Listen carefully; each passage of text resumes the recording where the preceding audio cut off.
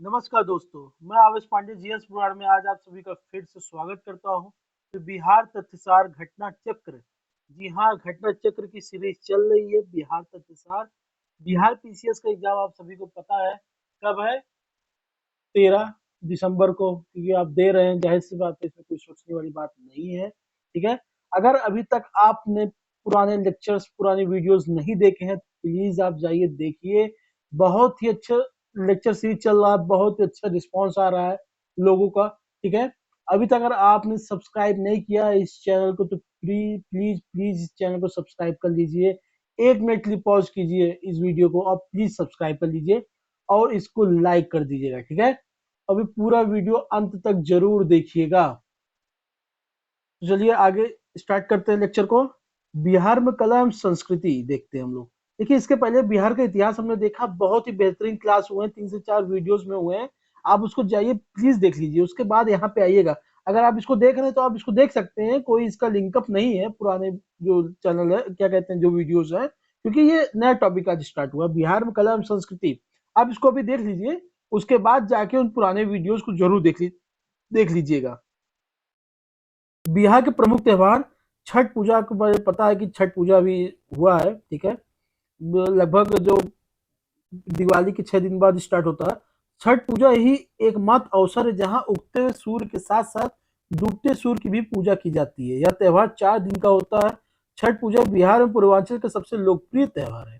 पूर्वांचल मतलब यूपी का पूर्वांचल। ठीक है, यह त्योहार सूर्य देव तथा देवी उषा को समर्पित है। विदित हो कि यह त्योहार वर्ष में 2 बार, चैत्र माह मार्च अप्रैल तथा कार्तिक माह अक्टूबर नवंबर में मनाया जाता है। लेकिन सबसे प्रसिद्ध यही कार्तिक महीने वाला है, जो अभी दिवाली के बाद मनाया जाता है। नाग पंचमी, यह भी बिहार का एक प्रसिद्ध त्योहार है। इसको श्रावण मास की पंचमी को प्रतिवर्ष मनाया जाता है। यह त्योहार मुख्यतः बिहार के राजगीर में मनाया जाता है। मधुश्रावणी त्योहार बिहार के मिथिलांचल का प्रसिद्ध त्योहार है। इस त्योहार का उद्देश्य सुहाग की रक्षा हेतु, मतलब अपने पति की रक्षा हेतु पत्नी इसका व्रत रखती है, मधु श्रावणी त्योहार मनाती है। इसका आयोजन हिंदू कैलेंडर के श्रावण मास में किया जाता है। जीतिया यानी जैतुआ कभी कभी मनाते हैं जीवित पुत्रिका के लिए। यह त्योहार संतानों की दीर्घायु, जो आपके संतान है, चाहे पुत्र पुत्रिका, इनकी लंबे उम्र के लिए मनाया जाता है। दीर्घ दीर्घायु हेतु माताओं द्वारा निर्जला व्रत, माँ जो आपकी माँ होती है, माता श्री जो आपकी होती है, इसमें निर्जला व्रत रखती हैं। इस त्योहार को गंधर्व जीमूत वाहन की पूजा की जाती है। ठीक है, तो गंधर्व जीमूत वाहन की पूजा की जाती है। यह एक त्रिदिवसीय त्योहार है। इसका आयोजन अश्विन मास यानी सितंबर में किया जाता है। बिहार के प्रसिद्ध देव सूर्य मंदिर औरंगाबाद जिले में स्थित है। तो बिहार का जो सन मंदिर है, फेमस सन टेम्पल है, वो औरंगाबाद में है। सामा चकेवा बिहार में मिथिला क्षेत्र के लोगों का एक प्रसिद्ध त्योहार है। भाई बहन के मध्य घनिष्ठ संबंध दर्शाने वाला यह त्योहार नवंबर महीने के शुरू होने के साथ मनाया जाता है। इसके अतिरिक्त यह त्योहार झारखंड और पश्चिम बंगाल में भी कुछ लोगों द्वारा भी मनाया जाता है। यह त्योहार एक महिला के अपने पति एवं एक देवी के प्रति समर्पण के प्रतीक है। ये बिहुला क्या है? बिहुला पूर्वी बिहार का एक त्योहार है, ईस्टर्न बिहार का एक त्योहार है, जो विशेष रूप से भागलपुर जिले में है। ठीक है, भागलपुर जिले में प्रसिद्ध है। इस त्योहार में लोग अपने परिवार के कल्याण के लिए मनसा देवी से प्रार्थना भी करते हैं। हिंदू कैलेंडर के अनुसार यह त्योहार कार्तिक महीने के 7वें दिन से प्रारंभ होकर कार्तिक पूर्णिमा को ही समाप्त हो जाता है। रामनवमी, बसंत पंचमी, शिवरात्रि, रक्षाबंधन, होली, दुर्गा पूजा, दीपावली, ईद, बकरीद तथा क्रिसमस आदि त्योहार बिहार में उत्साहपूर्वक मनाए जाते हैं। वास्तुकला देखते हैं।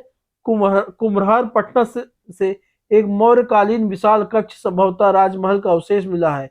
आपको बता दो, जो कुम्हरार जगह है, ये चंद्रगुप्त जो मौर्य थे, मौर्य साम्राज्य के, इनका जो किला था वो लकड़ी का बना हुआ था।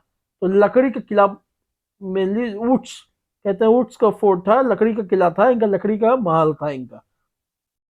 तो कुम्हरार में इसके अवशेष मिलते हैं। मौर्यकालीन स्तंभ देखते हैं। ये 4 स्थानों पर लौरिया नंदगढ़, लौरिया अरेराज जो पश्चिमी चंपारण में है, रामपुरवा जो पूर्वी चंपारण में, और बासाड़ वैशाली में स्थापित है। ये मौर्यकालीन स्तंभ लेख है ये सब। बासाड़ स्तंभ पर सिंह, रामपुरवा स्तंभ पर नटुआ बैल यानी सांड, तो इम्पोर्टेंट है, मिलान के लिए आ जाएगा, नोट कर लीजिए, ध्यान से देखिएगा इसको। बासाड़ में शेर, रामपुरवा में सांड तथा लौरिया नंदगढ़ में भी शेर यानी सिंह की आकृति उत्कीर्ण है। ये चुनार के धूसर बलुआ पत्थर से निर्मित है तथा इन चमकीली पॉलिश की गई है। इन पर जो है चमकीली पॉलिश भी हो रखी है। बोध गया से लगभग 40 किलोमीटर दूर 4 गुफाओं का एक समूह है, अर्थात करण चौपर, लोमस ऋषि, सुदामा और विश्वकर्मा, जिन्हें बराबर गुफाओं के नाम से भी जाना जाता है। तो ये बोध गया से 40 किलोमीटर दूर है, ठीक है। ये जो बराबर गुफा थी ना, ये आजीविका सेक्ट के लिए बनवाया गया था अशोका के समय का। एक अखंड ग्रेनाइट चट्टान से निर्मित आजीविका सेक्ट, आजीविका संप्रदाय नहीं था मक्काली घोष का, जो आपके जैन धर्म से अलग हो गए थे। मक्काली घोष जो कि आपके फॉलोअर थे भगवान महावीर के, ये अलग होकर इन्होंने आजीविका सेक्ट अपना लिया था, आजीविका संप्रदाय। आजीविका संप्रदाय के नियतिवाद में भरोसा रखता था, बोलता था एवरीथिंग इज हैज बीन क्या कहते हैं, डिटरमाइंड बाय द डेस्टिनी, ठीक है। सब कुछ हमको कुछ नहीं करना, सब कुछ जो हो रहा है सब नियतिवाद में विश्वास रखते थे ये लोग। एक अखंड ग्रेनाइट चट्टान से निर्मित ऐसा माना जाता है कि इनका निर्माण सम्राट अशोक ने, देखिए अशोक ने आजीवक, ये ना आजीवक तपस्वियों के उपयोग के लिए किया गया। सबसे अनोखी गुफा लोमस ऋषि की है, जिसका अग्रभाग लकड़ी और फूस की झोपड़ियों की हुबहू प्रतिकृति है। गुफा के आंतरिक भाग में अद्भुत कांच जैसी पॉलिश है। इन बौद्ध गुफाओं में कुछ हिंदू और जैन मूर्तियां भी मिल सकती हैं। एक अन्य गुफा जिसे नागार्जुनी गुफा कहा जाता है, बराबर गुफाओं से लगभग 2 किलोमीटर दूर स्थित है। तो नागार्जुनी गुफा ये बराबर गुफा के दूर है। अच्छा, इन 4 गुफाओं के नाम एक बार फिर से आप याद कर लीजिएगा, आ सकता है एग्जाम में आपको बताने में बहुत दिक्कत होगी। नहीं तो इसके एक करण चौपर, लोमस ऋषि, सुदामा और विश्वकर्मा, चारों गुफाओं के नाम आप याद रखें। करण चौपर, लोमस ऋषि, सुदामा और विश्वकर्मा, इन चारों को बराबर केव कहा जाता था। इन्हीं से 2 किलोमीटर दूर एक और केव है जिन्हें नागार्जुनी गुफा कहते हैं, ठीक। ये देखिए, चूंकि दोनों को एक ही कालखंड का माना जाता है, इसलिए इन्हें हाँ, इन्हें सतघर कहा जाता है, सतघर। सासाराम में शेरशाह का मकबरा है, झील के मध्य अशकोनीय मकबरा, ठीक है। अफगान स्थापत्य शैली का उदाहरण देता है ये। तो 2 अफगान राजवंश था हमारे भारत में जो राज किया मुस्लिम, कौन कौन से थे, एक लोधी, दूसरा शेरशाह। सूरवंश, सूरवंश और लोधी वंश ये दोनों अफगानी थे। बाकी मुगल से लेके जो बाद में आपके तुगलक थे, ये जो ऊपर वाले जो सब राजा थे आपके इल्तुतमिश वाले, ये सब तुर्क थे। बाबर आपका खुद चंगताई तुर्क था ये। मूर्ति कला, पटना के दीदारगंज से प्राप्त यक्ष यानी स्त्री की मूर्ति, मौर्यकालीन भागलपुर के सुल्तानगंज से प्राप्त हुई बुद्ध की ताम्र मूर्ति, लगभग 223 सेंटीमीटर ऊंचाई, गुप्तकालीन समय के बना हुआ है। वर्तमान में इंग्लैंड के बर्मिंघम में संग्रहालय में संरक्षित है। इंग्लैंड वाले ले जाके चुरा के रख के कहते हैं हम सुरक्षित रखे हुए हैं। पाल काल में तांबे एवं कांसे की मूर्तियों का निर्माण किया गया। अधिकांश मूर्तियां बुद्ध एवं बौद्ध धर्म से प्रभावित है। धीमान एवं बिटपाल यानी बिंतपाल कांस्य प्रतिमाओं के निर्माण में महत्वपूर्ण भूमिका निभाई। कुम्हार से विभिन्न पशु पक्षी तथा नर नारियों की मृत मूर्तियां, ठीक है, मिली हैं। कला एवं शिल्प को देखते हैं। सिक्की घास शिल्प, सिक्की घास शिल्प क्या है? सिक्की घास एक अनोखी किस्म की घास है जो बिहार और नेपाल के आसपास दलदली और आर्द्र भूमि में उगती है। इस घास का उपयोग टोकरियों, भंडारण बक्से और ब्रेड की परोसने की कटोरी जैसे उपयोगी वस्तु बनाने के लिए किया जाता है। अब इसका उपयोग सजावटी सामान और खिलौने बनाने के लिए भी किया जाता है। वर्ष 2007 में बिहार के लिए जीआई टैग से सम्मानित है। क्या? सिक्की घास। कौन सी घास? सिक्की घास। टिकुली कला, टिकुली कला क्या है?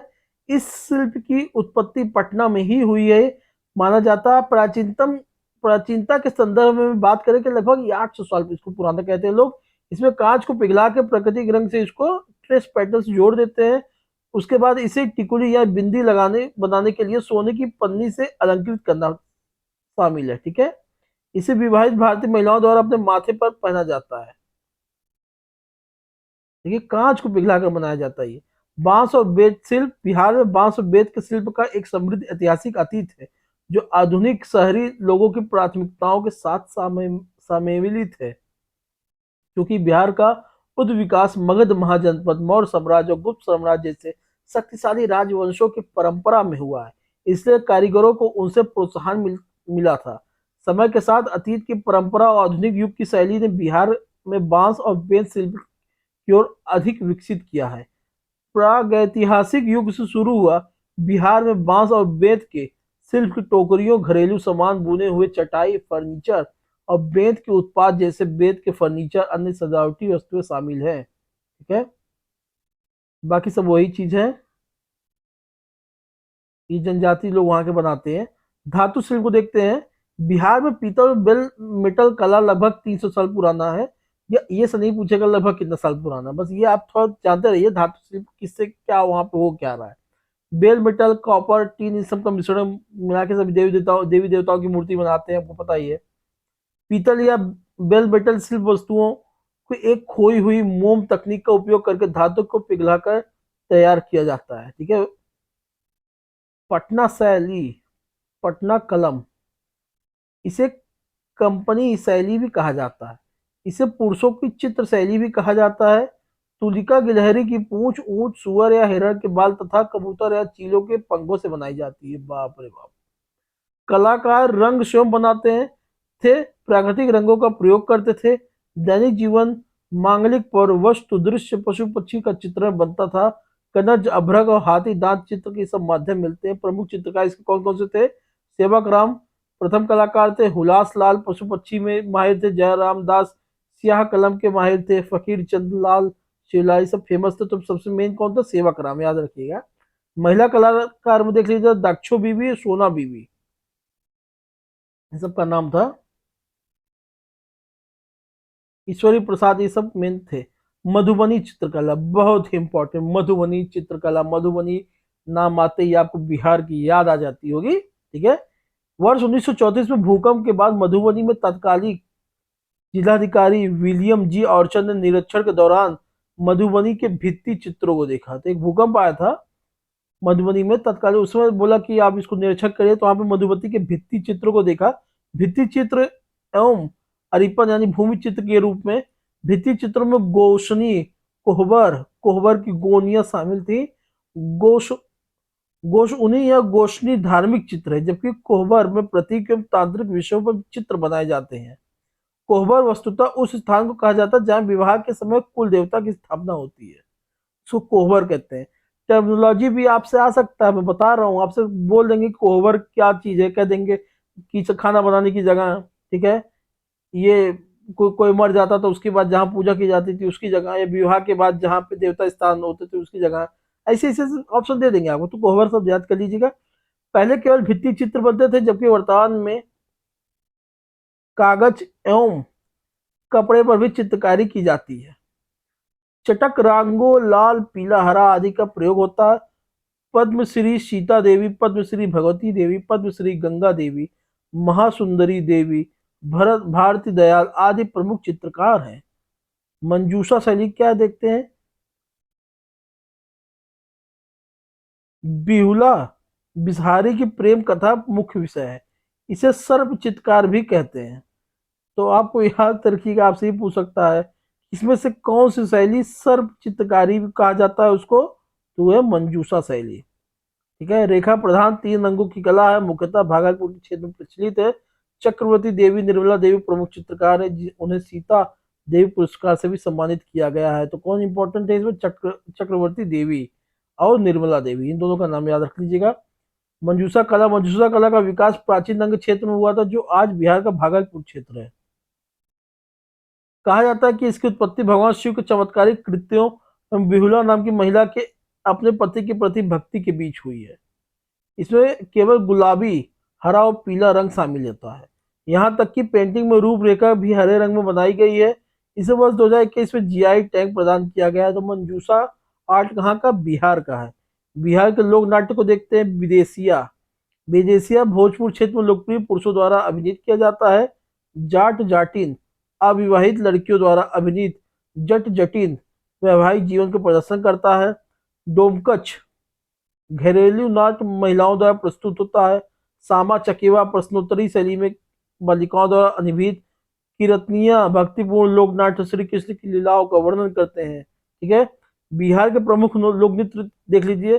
कटघोड़वा नृत्य। कटघोड़वा नृत्य क्या होता है? इसमें बांस तथा लकड़ी की पतली डंडियों से बने घोड़ों के ढांचे के साथ नृत्य किया जाता है। लौंडा नाच। लौंडा नृत्य, इसका अन्य नाम बबुआ नृत्य है। इसमें लड़कों द्वारा लड़की के रूप में नृत्य किया जाता है। इसका क्षेत्र भोजपुर है। इसको लौंडा नाच कहते हैं। करिया झूमर। करिया झूमर नृत्य महिलाओं द्वारा सामूहिक रूप से किया जाने वाला नृत्य है। पौड़िया नृत्य, इसका आयोजन बच्चों के जन्म के समय पुरुषों द्वारा किया जाता है। इसमें घाघरा पहनकर पवड़िया नर्तक द्वारा सौहर खिलौना गीतों पर नृत्य किया जाता है। कर्मा नृत्य मुंडा एवं उरांव आदिवासियों द्वारा फसल की बुआई कटाई के समय किया जाने वाला नृत्य है। इसका क्षेत्र मुख्यतः बांका और पश्चिमी चंपारण जिले में है। झरने नृत्य मुहर्रम के समय मुसलमानों द्वारा किया जाता है। तो आपसे ये पूछ सकते हैं इसमें से कौन सा नृत्य मुहर्रम में होता है? तो झरनी। आपसे कर्मा झिझिया सबका ऑप्शन दे देंगे तो याद रखिएगा, इंपॉर्टेंट आ गया। झरनी नृत्य मुसलमानों द्वारा मुहर्रम के समय किया जाता है। झिंझिया नृत्य दुर्गा पूजा के अवसर पर किया जाने वाला नृत्य। इसका विषय राजा चित्रसेन और उसकी रानी की कथा है। गांव की महिलाओं द्वारा सिर पर एक घड़ा और उसके ऊपर जलता हुआ दीपक रखकर सामूहिक रूप से नृत्य किया जाता है। तो आपसे ये पूछ लेगा कि कौन से नृत्य में सर पे दीपक रख के किया जाता है, दिया जलाकर? तो झिंझिया नृत्य। धोबिया नृत्य देखते हैं। यह नृत्य धोबी जाति में विशेष रूप से प्रचलित है। इसका आयोजन शुभ अवसरों पर किया जाता है। इसमें श्रृंगार गीतों की प्रधानता होती है। बिहार के मेले देखते हैं। बिहार में भारत के पूर्वी भाग में स्थित है और यह देश के बाकी हिस्सों के साथ सांस्कृतिक संबंध साझा करता है। उल्लेखनीय है कि बिहार में मेले और त्योहार हमेशा से जीवन का एक अनिवार्य हिस्सा रहे हैं। यह मेले सही माने प्रासंगिक है। ठीक है। ये सब देखिए आप अच्छी अच्छी तारीफ करके रखे हैं। ये देखिए मेले के विभिन्न स्वरूप बिहार विद्यमान है, जिसमें सड़क मेला, कृषि मेला, राज्य मेला, व्यापार मेला, ये सब शामिल है। अब इसमें सब बढ़िया बढ़िया लिखा है, इसका कोई मतलब नहीं है। आइए सीधा मेले पे आते हैं। सोनपुर मेला। सोनपुर पशु मेला है। तो आपसे पूछो सोनपुर कौन सा मेला है? ये पशु मेला है जो कार्तिक पूर्णिमा नवंबर के महीने में सोनपुर बिहार में आयोजित किया जाता है। सोनपुर पवित्र नदियां गंगा और गंडक के संगम पर स्थित है। तो सोनपुर कहाँ पे है? गंगा और गंडक के कॉन्फ्लुएंस पे। और सोनपुर मेला एक पशु मेला है। मेले के अलावा सोनपुर मवेशी मेले में आने वाले लोगों का एक उद्देश्य संगम पर पवित्र डुबकी लगाना और हरनाथ मंदिर में प्रार्थना करना। हरिहरनाथ मंदिर भी वहीं पे है। इसे हरिहर क्षेत्र मेला के नाम से भी जाना जाता है और इसे दुनिया भर से पर्यटकों को आकर्षित करता है। इसकी उत्पत्ति प्राचीन काल में हुई। यह चंद्रगुप्त मौर्य 340 से 297 ईसा पूर्व गंगा नदी के पार हाथी और घोड़े खरीदते थे। ठीक है। चंद्रगुप्त मौर्य पे हाथी और घोड़ा यहाँ खरीदने आते थे। तब से पशु मेला समझ लीजिए लगता है। बाप रे बाप। मलमास का मेला देखते हैं। हिंदू कैलेंडर के अनुसार प्रत्येक तीसरा वर्ष 13 मास का आयु होता है। ठीक है।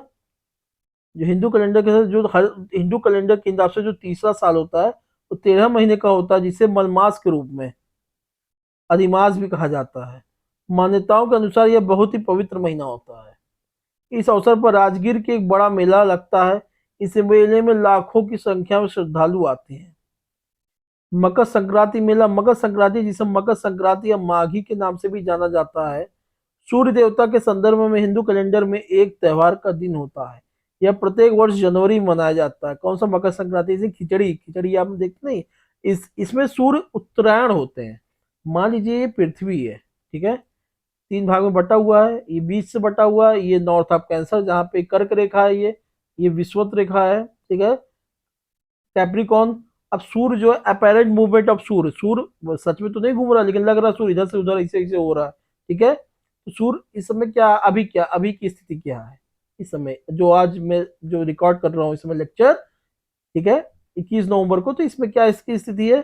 सूर्य इस तरफ आ रहा है, यहाँ पे नीचे की तरफ, यहाँ से इक्वेटर किस तरफ आ रहा है। तो इसलिए ठंडी, हम लोग यहाँ पे ठंडी बढ़ती जा रही है। अब मकर संक्रांति दिन क्या होता है? सूर्य यहाँ पे आ चुका होता है इस लाइन पे, विश्वत वाले कैप्रिकॉन पे। अभी इसके आगे तरफ नॉर्थ की तरफ बढ़ता है। ठीक है। तो ये है नॉर्थ की तरफ बढ़ेगा। तो सूर्य कहते हैं उत्तरायण, नॉर्थ ना, तो सूर्य उत्तरायण हो जाते हैं। ठीक है। मकर संक्रांति मकर रेखा से अलग हो रहे होते हैं। ठीक है। तो इसलिए मकर संक्रांति मनाते हैं और गर्मी का बुलावा आ जाता है धीरे धीरे। इसीलिए खिचड़ी भी बनाते हैं लोग, पतंग खूब उड़ाते हैं। 14 जनवरी को इसे मकर संक्रांति या संक्रांति खिचड़ी की स्थानीय बोलियों में रूप में मनाया जाता है। 15 जनवरी को इसे मकरत राज्य कुछ हिस्से के रूप में मनाया जाता है, जब लोग विशेष खिचड़ी यानी फूल गोभी, मटर और आलू और भरपूर दाल चावल और इसी में घी मिला दीजिए तो मजा आ जाए। पितृपक्ष मेला, तो पितृपक्ष मेला होता है कहते हैं पितरपक्ष, इसे पितरपक्ष कहते हैं, पितृपक्ष बोलते हैं। ऐतिहासिक रूप से गया को हिंदुओं के लिए सबसे पवित्र शहरों में से एक माना गया है। पितृपक्ष के दौरान हिंदू अपने पूर्वजों की पूजा करते हैं, श्राद्ध कर्म करते हैं, पिंडदान करते हैं। ऐसा माना जाता है कि इससे दिवंगत आत्मा को मोक्ष मिलता है। कहते हैं कि अपने जो पूर्वज है उनका भी आशीर्वाद लेना बहुत जरूरी होता है, इसलिए पितृपक्ष का मेला भी होता है। क्या पितृपक्ष एक समय चलता है, सितंबर अक्टूबर में ही चलता है ये, उसी समय। जहाँ पितृपक्ष जब खत्म होता है, उसका समय जब खत्म होता है तो जो शारदीय नवरात्र, जो अक्टूबर नवंबर की जो नवरात्रि होती है ना, वही नवरात्रि स्टार्ट हो जाती है उसके बाद। पिंडदान समारोह का इतिहास भगवान बुद्ध के समय से चला आ रहा है। ऐसा माना जाता है कि उन्होंने गया में पहला पिंडदान किया था। तो किसने किया था माना जाता है, तो बुद्ध ने किया था। श्रावणी मेला देखते हैं। श्रावणी मेला देवघर झारखंड में आयोजित किया जाता है, जहां देश भर से लाखों श्रद्धालु बाबा बैद्यनाथ मंदिर में इकट्ठा होते हैं। यह मेला ज्यादातर जुलाई और अगस्त के महीने में पड़ता है। 30 दिनों या 30 दिन तक चलता है, एक महीना लगभग। और इसे दुनिया का सबसे बड़ा और सबसे लंबा धार्मिक मेला माना जाता है। कौन सा? श्रावणी मेला। श्रावणी मेला ये झारखंड के देवघर में भी मनाया जाता है, याद रखिएगा। श्रावण के महीने में लाखों कांवड़िए सुल्तानगंज में गंगा से पवित्र जल एकत्रित करते हैं और इसे कांवड़ यानी गोफन पर बर्तन मिले जाते हैं और देवघर झारखंड में बैद्यनाथ धाम पर ज्योतिर्लिंग में चढ़ाते हैं। ठीक है। इसके बाद ये कौन सा मेला है? सौराठ सभा। सौराठ भारत के बिहार राज्य के मधुबनी जिले में मधुबनी शहर से 6 किलोमीटर उत्तर पूर्व में स्थित एक गांव है। यह उस स्थान के लिए प्रसिद्ध है जहां हजारों मैथिल ब्राह्मण आपस में विवाह संबंध बनाने के लिए एकत्रित होते हैं। इसको तो आपसे ये पूछ सकते हैं कौन सा सभा, कौन सा मेले में जो मैथिल ब्राह्मण होते हैं या फिर ब्राह्मणों का एक समूह इकट्ठा होता है शादी विवाह का संबंध बनाने के लिए, आगे बढ़ाने के लिए, तो सौराठ मेला है। यह सभा ज्येष्ठ आषाढ़ के हिंदू कैलेंडर में महीनों में आयोजित एक वार्षिक कार्यक्रम है। यह एक महत्वपूर्ण सामाजिक सभा थी। यहाँ जहां मैथिल लड़के और लड़कियां का विवाह पंजीकरण यानी रजिस्ट्रार द्वारा कुंडली मिलाने के बाद तय किया जाता है। ठीक है। तो आज हमारा लेक्चर खत्म होता है, तो कला और संस्कृति बिहार स्पेशल से खत्म होता है। आपने इस पूरे वीडियो को अंत तक देखा तो आपको बहुत बहुत धन्यवाद आपका। ठीक है। अपने दोस्तों तक इस चैनल को जरूर शेयर कीजिए, इस वीडियो को शेयर कीजिए। और इस वीडियो को देखने के बाद अगर अभी तक आपने पुराने वीडियोस नहीं देखे हैं, आप उसको देख लीजिए। साथ ही साथ मैं आपको बताऊं कि घटना सार की current affair, national current affair की क्लास चल रही है, आप उसको भी प्लीज देख लीजिएगा। एग्जाम है 13 दिसंबर को बिहार पीसीएस का, अभी बहुत टाइम है। मतलब करंट अफेयर के लिए अभी टाइम है, आप इसको देख सकते हैं। बहुत टाइम का मतलब ये नहीं कि आप फिर से शुरुआत से सिलेबस का पढ़ाई करिए। ठीक है। तो बहुत बहुत धन्यवाद सभी का। आपका दिन शुभ हो, मंगलमय हो। जय हिंद, जय भारत।